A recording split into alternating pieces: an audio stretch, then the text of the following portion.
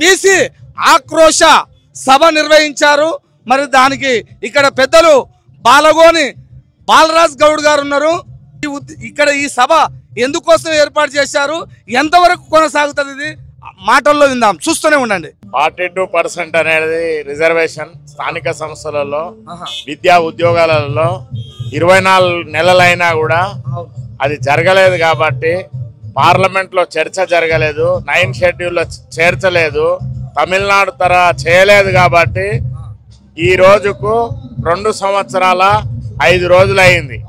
అందుకే ఇక్కడనే కామారెడ్డినే డిక్లేర్ చేసిరు కాబట్టి మొదలు 2 సంవత్సరాల కింద మన బీసీ ముఖ్యమంత్రి అయిన సిద్దిరామయ్య గారితో చేసిరు కాబట్టి అందుకే ఇక్కడి నుంచే స్టార్ట్ చేయాలి ఉద్యమము.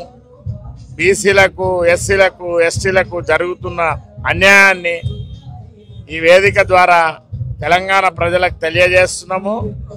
మన బీసీ రిజర్వేషన్లు సాధించేదాకా పోరాటం చేస్తాము. మా సంఘాల నాయకులు చూడండి, ఐలి వెంకన్న, బైరు శేఖర్, భరత్ కుమార్, అంబాల నారాయణ, సూగూరు దుర్గయ్య, ఇట్లా 30-40 సంవత్సరాల నుంచి ఉద్యమంలో పాల్గొన్న నాయకులు ఉన్నారు. వాళ్ళందరినీ కలుపుకొని తెలంగాణ ప్రజలను చైతన్యం చేస్తాము.